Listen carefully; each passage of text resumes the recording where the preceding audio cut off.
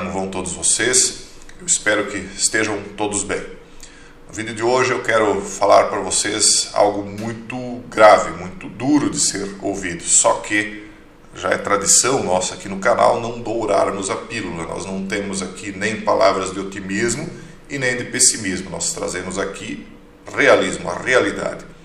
As pessoas aqui no Ocidente ainda não compreenderam o que está acontecendo. Se nota isso até por conta de fontes de mídia oficial ocidental, analistas que acabam errando uma análise atrás da outra porque não compreendem o momento histórico que nós estamos vivendo, porque não tem uma visão metafísica da coisa, apenas materialista, continuam cegos e através da cegueira daqueles que seriam uma espécie de guia intelectual é que nós compreendemos que o restante da massa, principalmente no Ocidente, está iludida. Não que no Oriente não esteja, mas nós vamos focar um pouco mais em explicar a situação que se desenrolará a partir da visão ocidental. Existe aqui uma classe dominante no Ocidente que está no poder em praticamente todos os países ocidentais e que tinha e tem ainda uma visão liberal e globalista no sentido de implantar um sistema único liberal no mundo inteiro e que vinha então cercando países que eles consideravam ainda um obstáculo à implantação disso, como por exemplo a Rússia, e ao mesmo tempo tentando cooptar através da economia países que também tinham uma tradição muito diferente dessa que eles gostariam de implantar no mundo, como a China e outros. E aí, por muito tempo eles acreditaram que isto se daria de uma forma, embora lenta, mas progressiva, e que em algum momento isso acabaria acontecendo. Mas agora eles começaram a compreender que alguma coisa está fora desta nova ordem mundial que eles gostariam de implantar.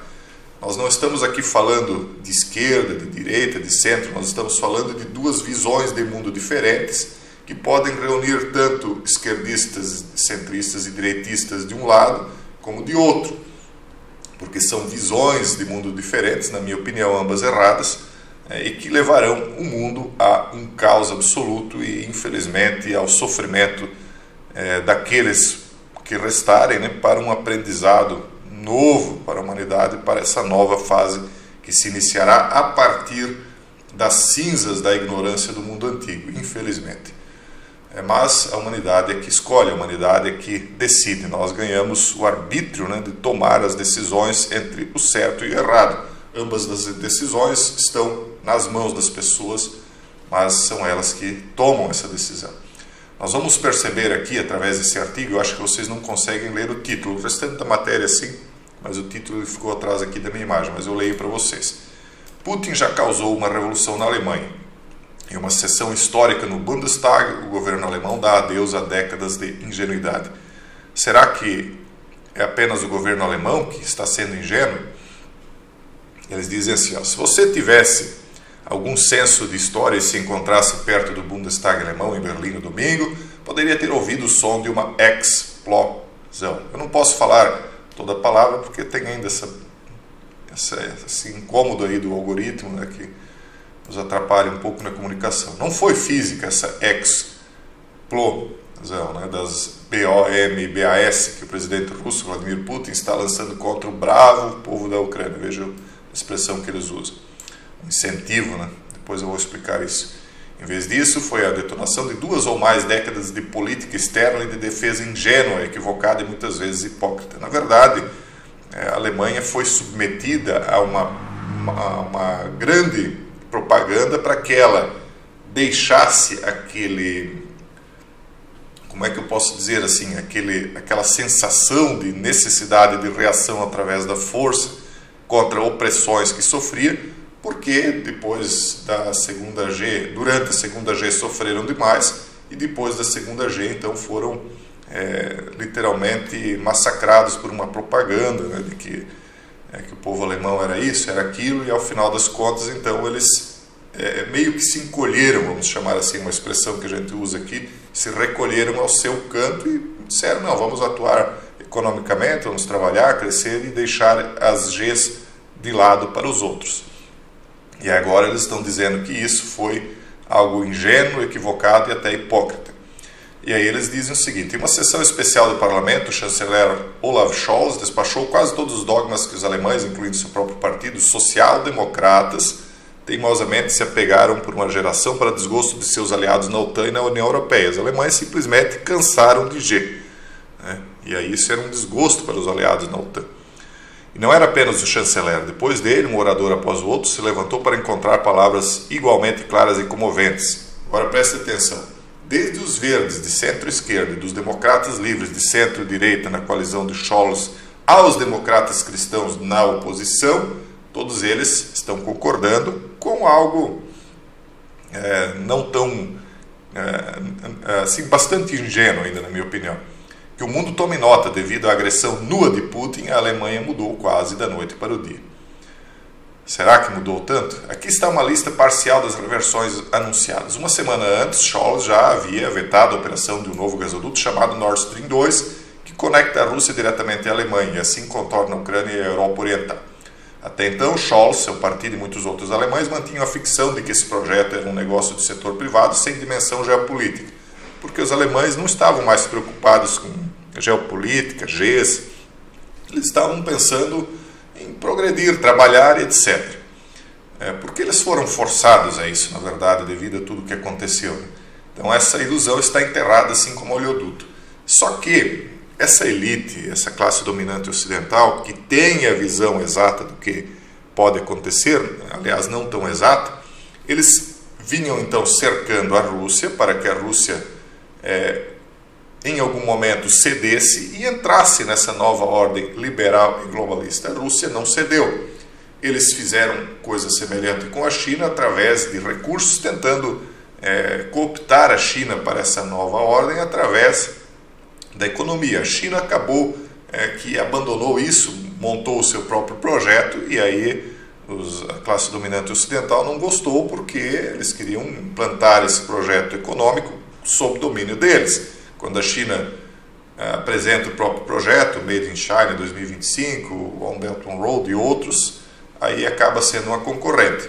E aí há outros pequenos países que eram uma oposição dentro de uma vertente, então, tradicionalista, que não necessariamente é um tradicionalismo cristão, e, portanto, é meramente um tradicionalismo. Portanto, eu penso que essa visão de que vamos abandonar o Nord Stream ainda é uma visão ingênua, que a classe dominante compreende que é apenas um pequeno passo para algo muito maior que está vindo aí. Em seguida, Scholz apoiou totalmente a divisão do Ocidente de excluir vários bancos russos do sistema SWIFT para pagamentos internacionais, descartando qualquer relutância inicial. O governo também assinou toda a longa lista de outras sanções ocidentais contra instituições e indivíduos russos. O objetivo, vários oradores deixaram claro, era o completo isolamento econômico, financeiro e político da Rússia de Putin. Então, primeiro, a Alemanha dá um tiro no próprio pé, não comprando mais o gás russo, vai ficar agora sem combustível, com combustível já nas reservas, e aí no inverno como é que fica? Quem é que vai fornecer esse combustível? Muito bem, mas eles compreendendo que as coisas estão se precipitando e que amanhã ou depois eles mesmos podem ser vítimas do urso que estão alimentando, resolveram cortar esses recursos que também vinham de lá para cá, mas daqui para lá, com euros e etc.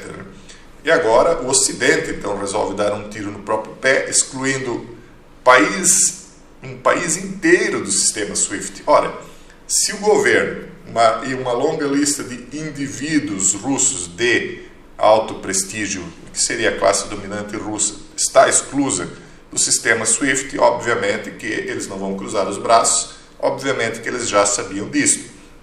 E aí entra o papel intermediário da criptomoeda, que vai servir para que eles burlem o sistema SWIFT e negociem através de criptomoedas. Então nós estamos vendo que o próprio sistema SWIFT vai dar um tiro no seu pé, porque a partir do momento que um país tão grande quanto a Rússia é excluso, e ele vai partir, na minha opinião, para as criptomoedas, outros acabarão entrando lá em algo que já está servindo de negociação paralela no mundo inteiro.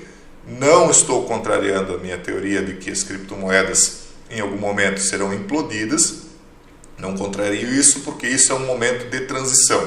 Então, o papel moeda agora se enfraquece cada vez mais, o sistema SWIFT próprio acaba se enfraquecendo, e isso acelera uma transição para as criptomoedas, que são o sistema intermediário para as moedas digitais futuramente. A moeda digital, já expliquei, cada país ou bloco, porque 10 blocos se formarão a partir do que nós estamos vendo, cria a sua própria moeda digital, e aí qualquer um em qualquer lugar do mundo negocia com a moeda digital que quiser. Não haverá meios de bloquear isto. E aí então se afunda definitivamente, se abandona o barco, o bote provisório das criptomoedas. Mas essa não foi a maior surpresa. Esse prêmio vai para a decisão de finalmente enviar ARMAS para a Ucrânia para sua autodefesa. Isso é um começo de um entendimento do povo alemão de que as coisas vão chegar à sua porta. Só que eles estão, ao invés de indo lá sujar as mãos, como já aconteceu no passado, eles estão mandando instrumentos para que a Ucrânia faça isso. Só que a Ucrânia não vai conseguir segurar a situação. Os russos, vendo que outros países da União Europeia, da Europa, estão auxiliando combatentes dentro da Ucrânia, ele vai avançar então para a Polônia, na minha opinião. Isso, a partir de agora eu vou dar uma opinião sobre o que vai acontecer a partir da Ucrânia. Eles vão avançar, e vão avançar sem que haja resistência organizada ocidental. Eles vão chegar às portas da Alemanha.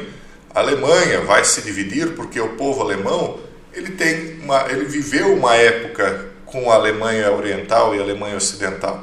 Então existem dois modos de enxergar o mundo ali dentro também, como existem em todos os países do mundo. E aí eu creio que a Alemanha se divide em duas, e aí então as duas civilizações se encontram naquela borda, muitos grandes cairão nesse processo, e aí quando eles se encontram na borda da fronteira, que as duas civilizações vão estabelecer em um período talvez não muito distante de tempo, aí corremos o grande risco de uma terceira G iniciar. E a partir disso, aqueles que não aprenderam pelo amor, vão aprender pela dor. Nenhum dos lados, na minha opinião, quer defender a tradição cristã, porque por um lado, no Ocidente nós vemos aí a imoralidade ganhando cada vez mais terreno, mas por outro lado, quando nós vemos esses que dizem defender a tradição chegando às portas da classe dominante que espalhou aí não a liberdade, mas a libertinagem, esses que vêm chegando também como se fossem os novos bárbaros, é assim que o Ocidente está vendo, eles trazem a defesa da tradição, mas não dizem qual tradição. Tradições existem várias, existem tradições de religiões diferentes, de culturas diferentes, só que essa ideia de dar um reset por um lado econômico, ou um reset através do caos por outro, através da estrela do caos, que é um dos símbolos deles, pelo outro lado, vai acabar levando a humanidade toda a um confronto tal em que muitos perecerão e outros tantos que restarem vão sofrer demais. Mas o Ocidente está fraco. Essa é a grande cegueira do Oriente. O Ocidente tinha a cegueira de que poderia comprar o mundo, que poderia ir através de pressão, chantagem, sanções, ir alcançando o domínio de tudo. E o Oriente tem eu falo das classes dominantes, claro, e dos povos que apoiam essas visões, tem a ilusão de que o Ocidente está enfraquecido. Está enfraquecido no quesito de que não há mais aquela vontade de lutar, É como se fosse um gato gordo e acomodado. Só que até mesmo um gato, quando ele está, por mais fraco que ele seja, se ele é colocado encantonado no canto de um quarto, ele vai se tornar um leão, porque aí a vida dele estará em risco. Não é preciso força para que se aperte um botão. Qualquer um consegue apertar um botão, tanto no Ocidente quanto no Oriente. E em algum momento, quando não houver mais para onde recuar, um dos lados estará acuado, então vários botões serão apertados no mundo inteiro, e aí o primeiro batismo do mundo foi por água, e o segundo batismo será por fogo. Infelizmente, as pessoas não aprenderam por bem, vão aprender por mal, e muitos de nós vamos sofrer junto com isso. É para isso que o mundo está se encaminhando. Deixo a matéria para vocês na descrição desse vídeo e me desculpe pela nua e dura realidade que eu trago para vocês. Sem otimismo nem pessimismo, a realidade. Um forte abraço e até o próximo vídeo, se Deus quiser.